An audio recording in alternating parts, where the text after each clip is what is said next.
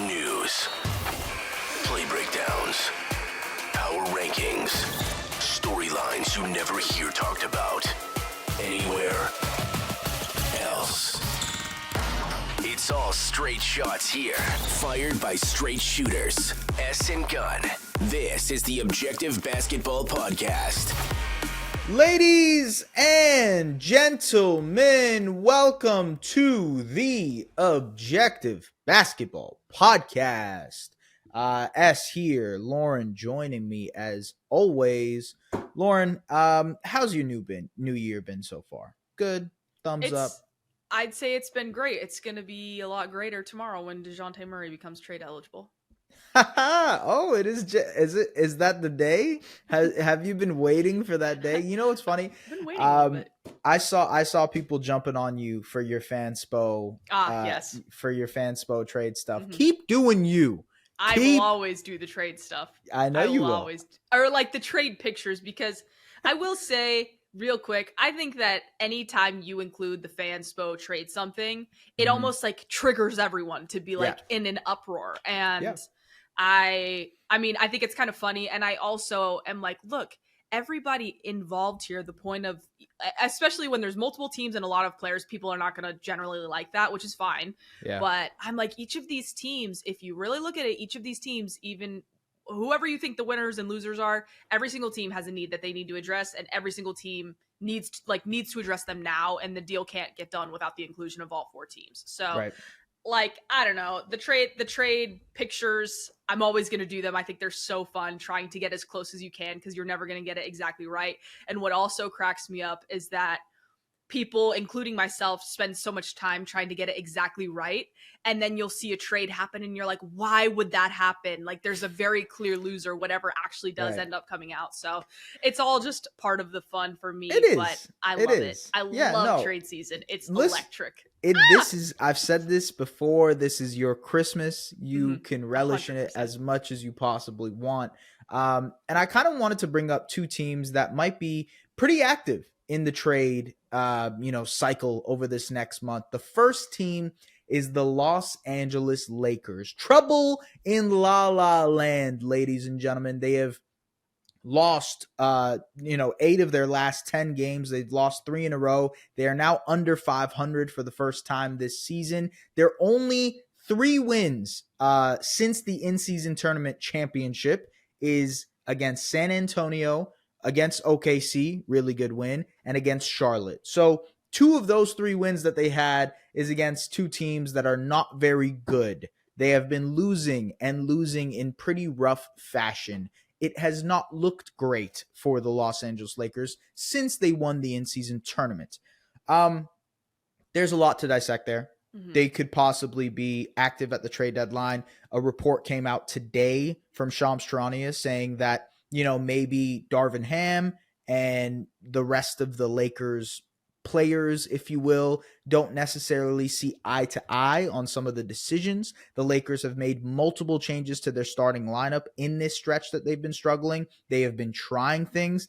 I think for the most part, there has been a proactive level of trying from a Raptors perspective, ladies and gentlemen. I got to say this because, one of the complaints from Raptors Twitter and fan base and whatnot is that they're not actively trying to change the lineups or rotations or whatnot. That was one of the biggest complaints for Darko. And at least Darvin Ham is trying to change the lineups. He's shifted it up a bunch of different times, but it also has clearly pissed off the players who are also being thrown into multiple different lineups. Lineups are going to be a massive part of this conversation we have with the Lakers. And I have some numbers here that I'll bring up in a bit, but just in general, before we get into, why the Lakers are struggling, what have you sort of noticed in terms of what is wrong? Because from the outside perspective, LeBron, age 39, having an incredible season, probably an all-NBA type player. Most likely, we just had the all-star voting results, will be an all-star this year, all-star starter this year. Anthony Davis, putting up 28 and 11, doing so with great defense throughout, has been maybe the most consistent player on the Lakers this season. Austin Reeves, since going to the bench, has been a wholly more efficient player. He's been great, excellent, making decisions, et cetera, et cetera. The defense has not been good, but I'll get into that in a little bit. the 3 Lakers stars, the guys they're kind of hanging their hat on, have played really well. But this team is just not pulling out wins by any stretch of the imagination. So what do you think is going on, man? I think, oh God, I think it's a maybe a handful of different things. I mean, they putting Austin Reeves back in the starting lineup last game against Miami looked to, I don't want to say it worked out well for them because they lost, but Austin Reeves did play well in the starting lineup. That being said, what does that mean for your bench? You mentioned the efficiency of Austin Reeves coming off of the bench previously, but then what does that mean for the starting lineup? I mean, the Taurean Prince, Cam Reddish, Rui Hachimura, like different guys that have come in and started all throughout the year. Not having that continuity matters. And I think that is the biggest thing that kind of sums up what's going on with the Lakers right now. I don't think it's, Austin Reeves' fault or LeBron or AD's obviously, but I do think that they're kind of seeing this harsh reality of, okay, maybe the group around this core is not as strong as we thought it was. And I do think that outside of the trio that we've talked about, I think Taurean Prince, Jared Vanderbilt, and Rui Hachimura, and also D'Lo when he's healthy are, and even Gabe Vincent, but also, again, not healthy. Those are solid players to have on the roster, but you're not consistently getting what you need. And so I think you have to kind of reassess, is it a lineup thing? Is it a coaching thing, which seems to be the conversation right now? Or is it a player personnel thing? And I do think that it's a bit of a blend of all three. To what degree with the coaching, I guess we'll see what happens in the following weeks or months or whatever however long this thing kind of, I don't know. I don't want to say it's run its course, but it certainly seems like Laker fans feel that it has run its course with Darvin Ham. Yeah, the cachet of a coach is so small in this league, so short, whatever you want to call it. They made it to the Western Conference Finals last year. Darvin Ham was making adjustments, tweaking things. I think he was heralded for some of the changes that he made to the starting lineup to adjust, especially in that Warriors series with Dennis Schroeder and Jared Vanderbilt. Like, he was adjusting and doing well. And I think, I don't know, it's just interesting that the cachet a player or a coach has nowadays is just not that bountiful, whatever you want to call it. Mm-hmm. The one thing that stuck out to me, and I watched the Lakers Heat game this morning just to sort of see what was up. Their offense is terrible. And it's crazy because they have LeBron James and Anthony Davis, and Austin Reeves is good. And like, D'Lo didn't play last night, but for the most part, when D'Lo is healthy, he's able to give them a nice offensive punch, but it just doesn't seem like it's enough. They're 22nd in offensive rating. I think one of the biggest underlying issues is their 3-point shooting, 29th in 3-point attempts, 24th in 3-point percentage. So they're not only not taking enough threes, they're also not making enough threes. And if you remember, that was their issue last year when they had Russell Westbrook. It was, this team is bottom of the barrel when it comes to 3-point percentage. This team was bottom of the barrel when it came to 3-point attempts. And when you have a team centered around LeBron and AD, two guys who are barreling into the paint, two guys who are getting to the free throw line constantly, two guys who need the space to drive to the basket, that becomes much more difficult to do when you don't have the requisite shooting. And to your point earlier about that supporting cast, you look at Rui Hachimura, hasn't shot the ball well. Taurean Prince has had consistent games, but so far pretty lackluster in the shooting department. They're obviously missing Gabe Vincent, who is a pretty good knockdown shooter. I think overall, they are missing that 3-point element to stretch the floor for this team, to make the offense make more sense. And when you throw in the starting lineup guys, obviously Jared Vanderbilt is not a 3-point shooter. Taurean Prince has tried. Cam Reddish is not a 3-point shooter. And so now you come up with the problem that this offense just hasn't been good enough to sustain. And you look at their defense, which is top 10 in the league. They've done a good job defensively. Anthony Davis has been very, very good. Their offense just isn't good enough. And I think my issue with that is maybe a little bit of the rotations and staggering their lineups and staggering their starters. I'll give you some numbers here. So LeBron, AD, D'Angelo Russell without Austin Reeves in 311 minutes, plus 8.9. Very, very good. LeBron and Austin Reeves without Anthony Davis and D'Angelo Russell, plus 18.4. Extremely good, okay? LeBron, at that starting lineup in general, LeBron, AD, D'Angelo Russell, Austin Reeves in 211 minutes, -2. LeBron, AD, Austin Reeves without D'Lo, -3. So there is clearly, they have to pick, in my opinion, between D'Lo and Austin Reeves, because their point of attack defense with those two is absolutely cooked. You're forcing way too much, of AD to be that backline help, that rim protection type.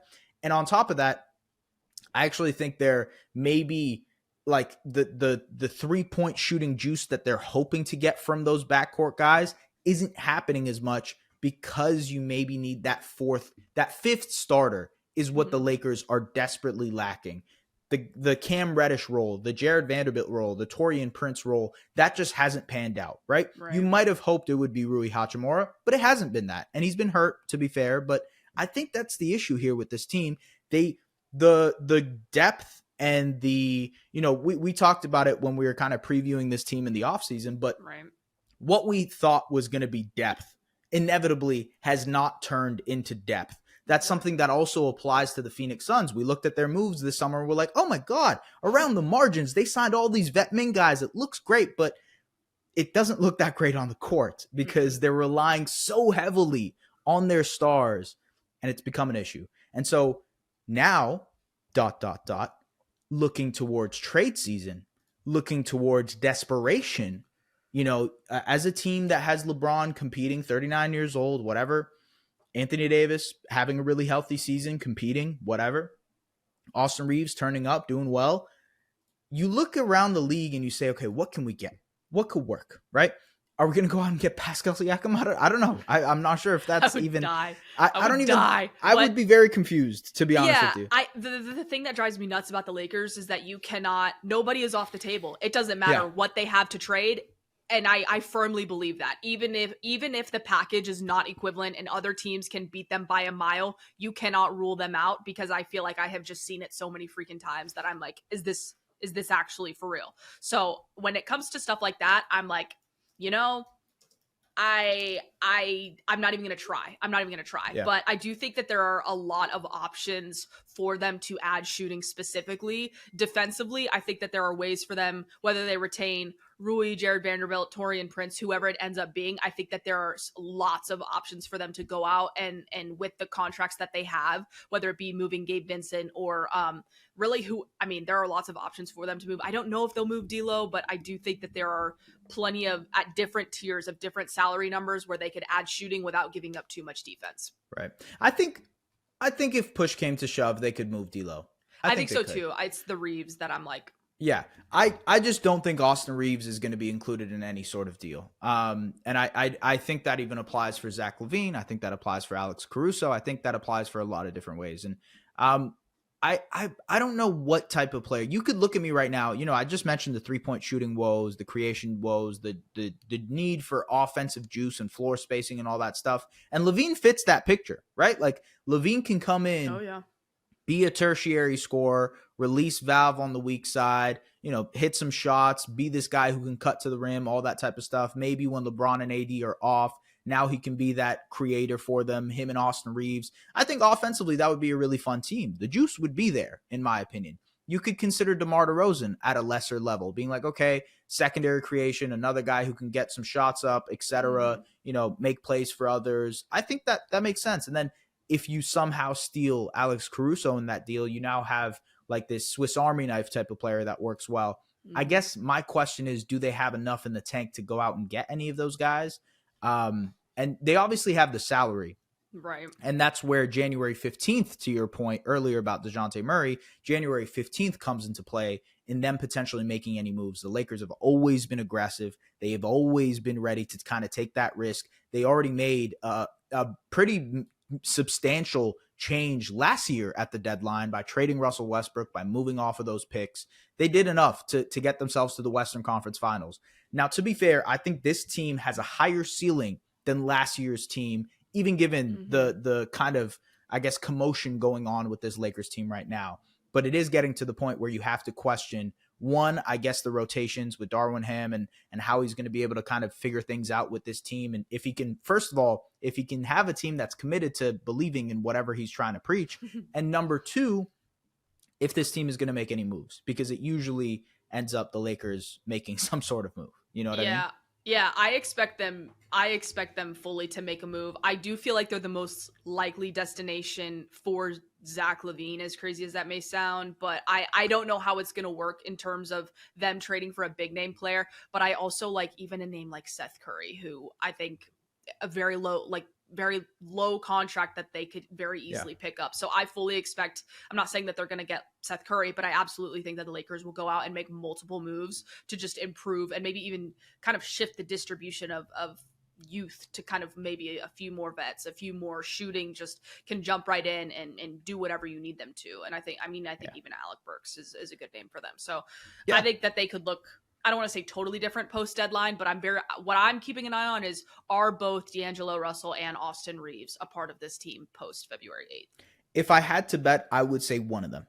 I think one of them for sure. And by the way, it's like 90% Austin Reeves, 10% D'Angelo Russell. Like, I don't really think it's even a conversation when it comes to which one of those. I just think Austin Reeves is like so entrenched in the future, in the, all that stuff. Okay. Enough Lakers talk there. We'll see what happens with them. It's obviously a kind of transpiring story, if you will. The Brooklyn Nets are also another team that is struggling, Lauren. They are really struggling. They have lost 5 in a row. They also have lost 8 of their last 10. And I will just go and show you their record over the last little bit. Okay. Since December, let's go until, the in-season tournament. Let's just keep that as kind of a delineation mark for these teams. Okay.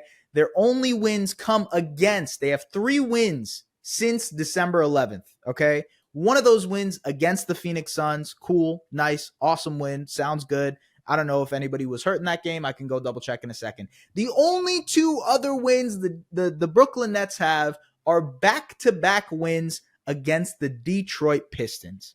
So that means they just beat the team that they were supposed to, and then they got one against the Suns. The Nets have struggled immensely. It has not looked good. And I think similar to the Lakers, there's actually conversations about Jacques Vaughn, the rotation, how much of a buy-in there is. I saw a lot of Nets fans last night complaining about Nick Claxton and his inability. He's been struggling as of late. Mikal Bridges, being thrust into this primary role, has struggled over this month, to be honest with you. Hey, I have him on my fantasy team. I'm watching him every single night, not looking that good.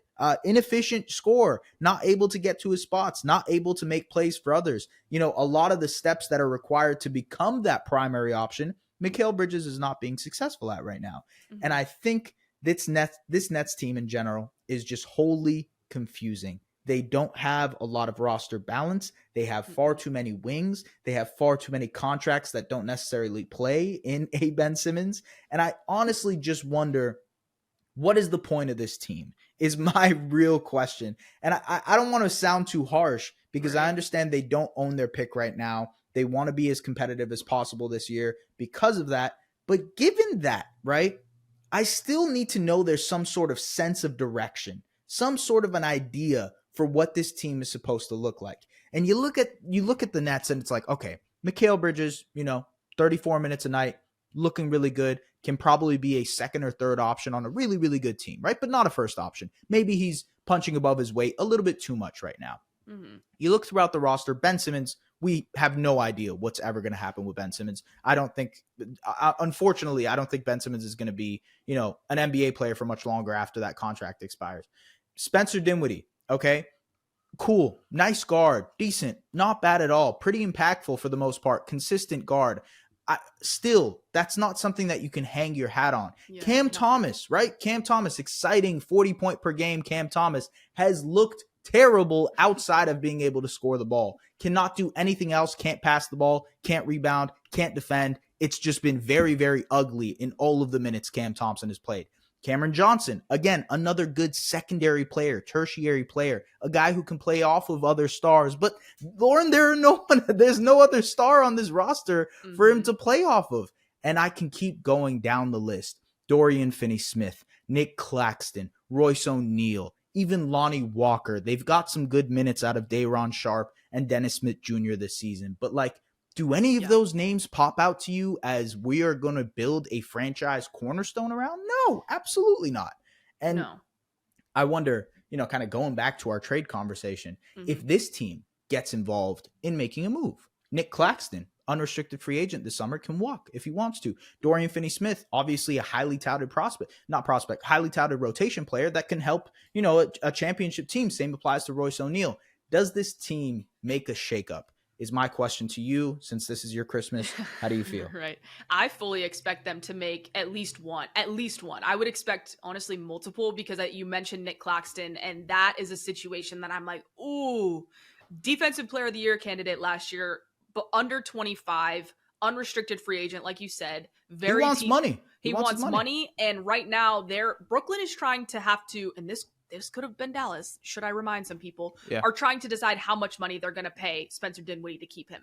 That is a tricky situation, just all context considered surrounding Spencer Dinwiddie. So when you look at Nick Claxton, you look at Royce O'Neal, you look at Dorian Finney-Smith, even someone like Lonnie Walker, who looked to be like a pretty interesting, solid signing for them at the time, is kind of like, okay, what is going on in Brooklyn? Who's available? My guess is pretty much everyone outside of Mikal Bridges and Cam Johnson are available. And it just is like so many questions, so many guys that are seemingly not being correctly used.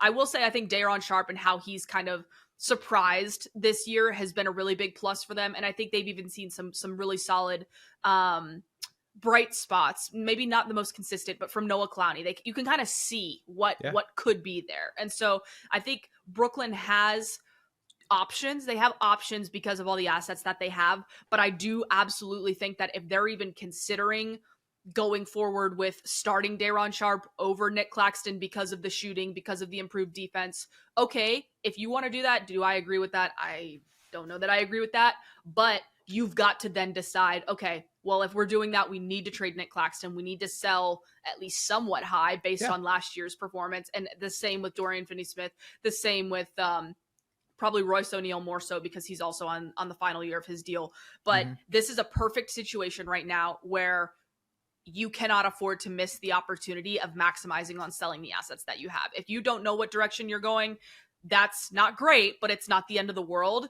At the same time, what is the end of the world is letting guys walk for nothing just because you didn't know what to do or you didn't know what direction to go. So I fully expect them to make multiple moves. I expect them to be fielding a lot of calls because those guys can fit on lots of different kinds of teams. So that's what I'm going to be keeping an eye on.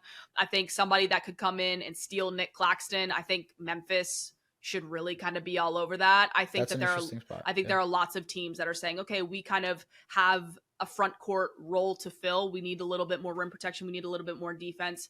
Okay, Nick Claxton, he's a guy worth going to get, especially a lot of the team, even Golden State. Golden State's another one to watch with Nick Claxton. A team that needs front court depth that has expendable assets. That's what I'm going to be keeping my eye on.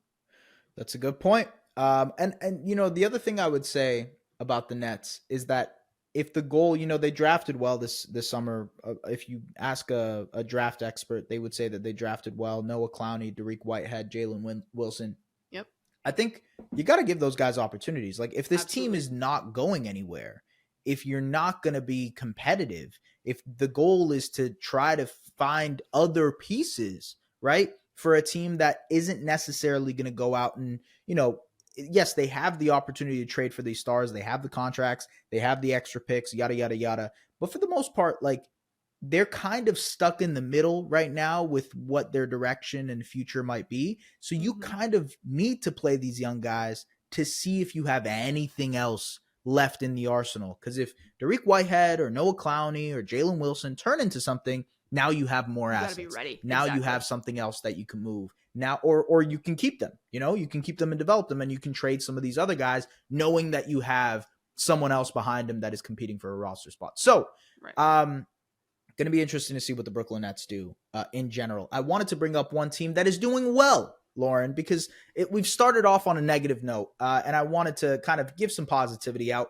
Shout out to the New Orleans Pelicans. The Pelicans, they have won 4 in a row. They're 7-3 in their last 10. They have also done a great job in the month of December defending the hell out of the ball. They are second in defense through the month of December until now. They are one of the only teams that is top 10 in offense and defense throughout the entire season. Zion Williamson is starting to play better. CJ McCollum is obviously healthy now, and that has helped this team.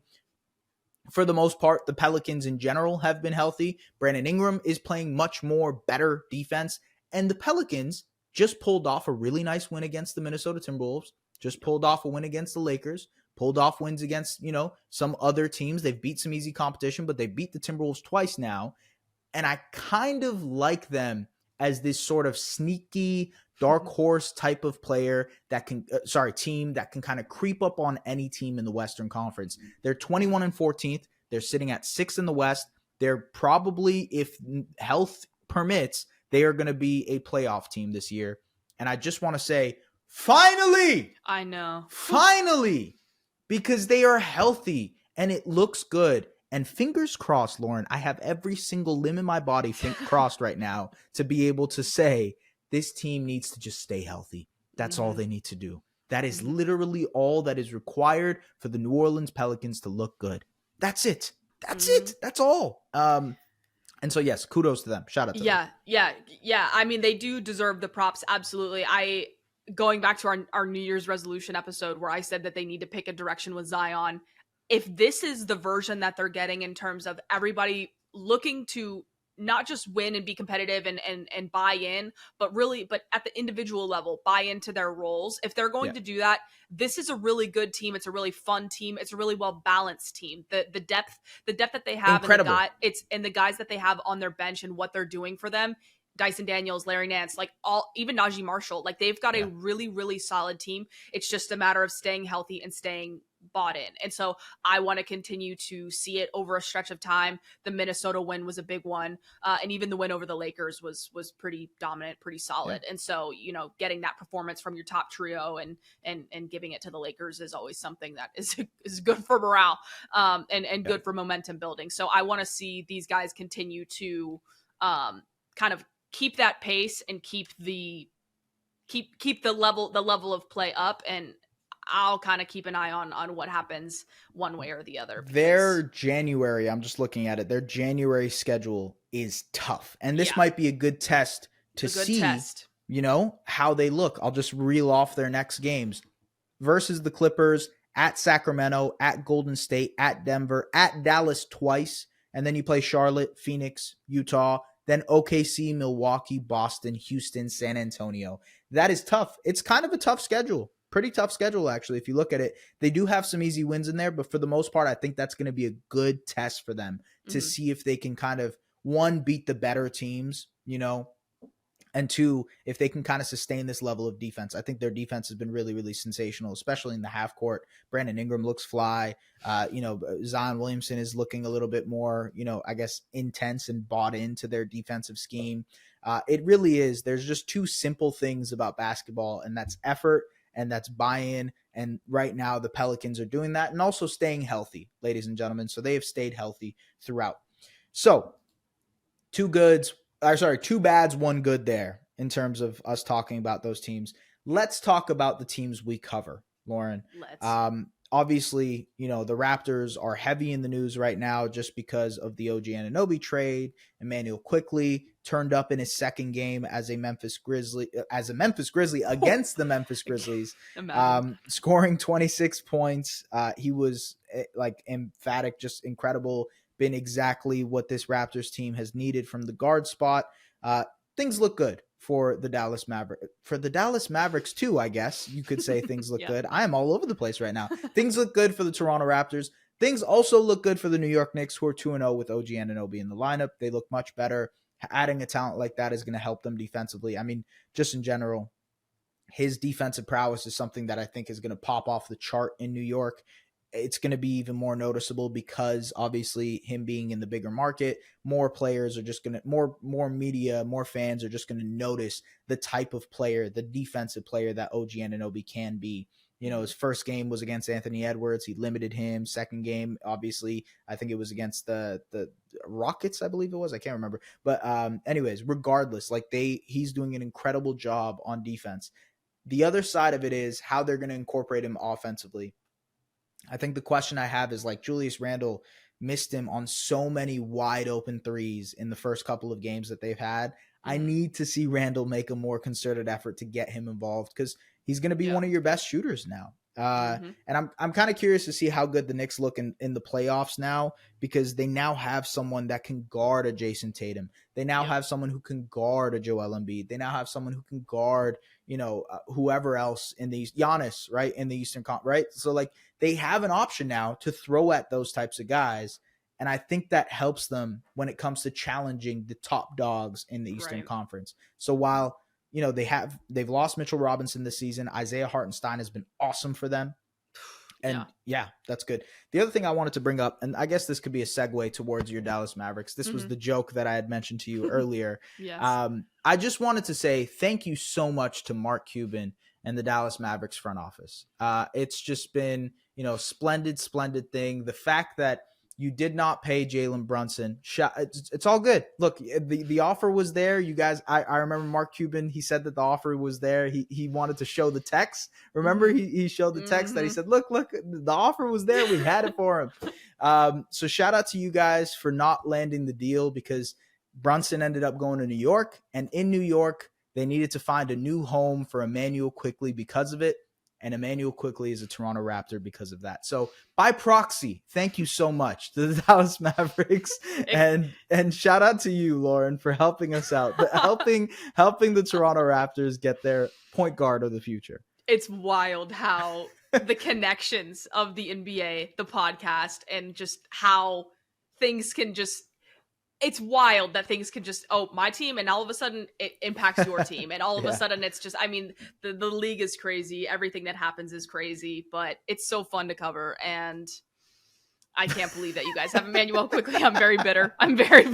No, look, he's been awesome. They're going to obviously have to go through the kinks of like figuring it out. He's going to be expanding his role, right? Like, absolutely. And him expanding his role is going to go through like the growing pains of figuring out how to be a lead ball handler, making plays for others, etc. Like that's a huge aspect of developing, right? And being a star point guard, which I actually think I'm pretty bullish on him becoming one. Like I actually think he has that level to him as an offensive scorer, dynamite scorer, to be like an all-star level player. So who knows? We will see. That's one thing that I'm really interested to track over these next couple of weeks. Again, most people will bring up the Pascal side of things and like what's going to happen there, but I'm honestly I'm unsure enjoying at this point for now. And I am enjoying the ride. Yeah. Well, I was going to ask you, without getting into the Pascal stuff, seeing just kind of I don't want to say the lineup, because obviously Pascal is a huge part of that, but RJ's fit, IQ, and the Scotty two-man game. Do you have any thoughts about Gary Trent Jr. and his role on the team, and also even beyond Gary Trent Jr., but like other specific areas that they might go out and look to improve completely separate from a Pascal trade? Yeah, it's tough to envision Gary being a long-term fit of this team now, given the new nucleus and how it's kind of looking together. I mean, all that can all change too, just because I don't think Schroeder is a long-term fit on this team either. And I think they would rather have Quickley be their, Quickley is their starting point guard, but like have Quickley be the main facilitator on this team, have Scotty be a main facilitator for this team. RJ Barrett has been really, really good in his first two games. Now we'll see. We probably will get the full RJ Barrett experience. But I think there is a level of clarity in terms of the roles now, where before the trade, there wasn't that level of clarity. Now you have Immanuel Quickley, who is this like release valve scorer type, who can handle the ball more. You have more trust in Scotty Barnes. I think they are empowering RJ Barrett to be a creator as well. Obviously, Pascal now has this freedom to just be the scorer that he is. Like, he's just been cooking teams in the first couple of games in this new nucleus. I think there's just a clear identity in terms of what responsibilities each player has on any given night. I think that was a little confusing before the trade. They were kind of finding ways to figure out how they can win any given game. And now they have a sort of identity in terms of how they want to win and what they want to do to win on any given night, which is different from the Raptors that we've seen for the first 33 games. Raptors basketball is good. The vibes are really, really good right now. when you have a guy like Quickley, I think they're developing the chemistry with Scotty. That's going to be something interesting to watch over this next, 4 or 5 months. And I'm excited, Lauren. It's fun to watch Raptors basketball again. It's and fun. That was more than I could say about the first 30 whatever games of the season. It was tough to cover. You didn't enjoy that? Well, it was tough because like you look at it and I'm doing these recaps every game and I'm like, well, how am I going to explain for the 30th time in a row why they lost the exact same way? Yeah. And it feels like it was like Groundhog Day in terms of me coming and telling you guys, oh, well, look, the Raptors lost because of this. And towards the end of it, I was kind of like, I don't know how else to explain it to you guys. This team just doesn't make a lot of sense. There's no roster construction. There is roster construction issues that now have been alleviated from this trade. I think we might be able to look back on this trade and say it was a win-win. Talk to me about your Dallas Mavericks. Kyrie Irving is back. Kyrie is back. He looked absolutely incredible last night. They obviously stomped the Portland Trailblazers, which is exactly what you should do if you're really a good team. You need to be, taking care of the maybe not so good teams. So that was good to see. I think the biggest thing about getting Kyrie back and his game last night was there was a clear, very, very clear difference in how aggressive he was. The shot selections. I mean, I almost just said that he looked like Tim Hardaway Jr. dribbling down the court and just firing away. And that is kind of the Kyrie that we want to see. We want to see him, attacking the rim and just being everywhere on the offensive end of the floor. And so that was really, really good to see. Unfortunately, Derek Lively went down last night. Was very frustrating to see a 30-point lead and to lose a big piece the way that went down. So that sucks. Hopefully it's not super significant at this point in time. We're recording at 2 p.m. on the 4th, which is a Thursday. I have not heard anything about the severity of his ankle sprain. That's what it was listed, or that's what he was ruled out with last night for the remainder of the game. But that's something that I'm looking to see. They have this seven game homestand that, we'll see how that goes, whether you've got Derek Lively, you don't have Derek Lively, but they've had a tough schedule so far this season. And so to have them have this homestand could be a really, really good thing for them kind of going into trade season, going into, the new year and just kind of the point that we're at in the season. So getting Josh Green back, getting Kyrie back has been huge. And hopefully they'll kind of continue to trend in the direction that we saw them last night, especially after the Utah game. The Utah game was pretty rough.